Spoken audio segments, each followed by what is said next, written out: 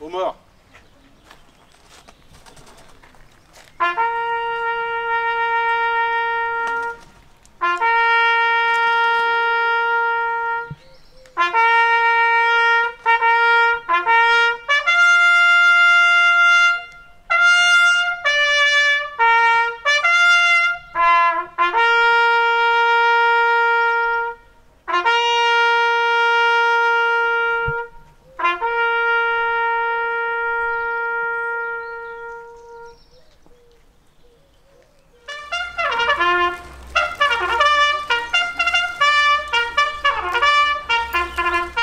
Raymond Leprévier, au nom du ministre de la Défense, nous vous décernons la croix du combattant.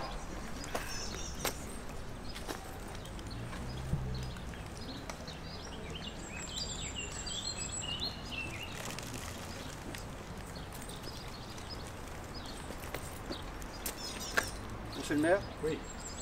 Monsieur le député?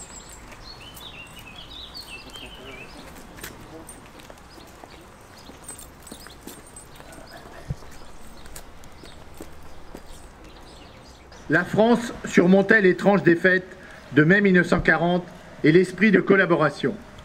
Le 8 mai 1945, l'Allemagne nazie capitulait. Le fracas des armes se taisait en Europe. Ce jour-là, il faisait chaud sur la France, comme dans le cœur des Français, lorsqu'ils ont appris la nouvelle. La guerre est gagnée. Voici la victoire. Ces quelques mots, prononcés par la voix du général de Gaulle, qui depuis le 18 juin 1940 avait poursuivi le combat, ont résonné dans le pays et bien au-delà. La délivrance est là. Et en même temps que les larmes de joie, la douleur fait briller les yeux des Françaises et des Français. Car la victoire, si heureuse soit-elle, n'efface ni la guerre qui a eu lieu, ni ses ravages et ni ses morts. Des ruines de Rennes et de Saint-Lô aux plages de Normandie et de Provence, d'Oradour-sur-Glane aux monuments aux morts sur lesquels on gravera bientôt des noms nouveaux. C'est dans un silence de mort que résonnent les premiers cris de la libération.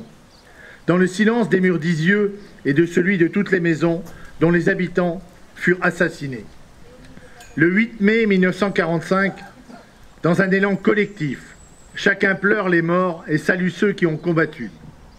79 ans après, réunis devant nos monuments aux morts, nous leur rendons un même hommage.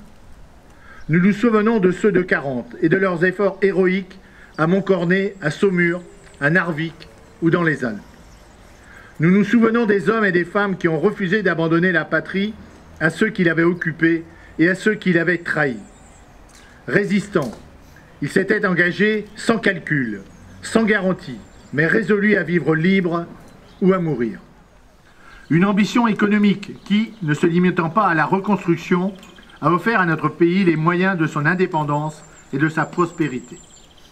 De la guerre du 8 mai 1945, nous avons conservé une mémoire.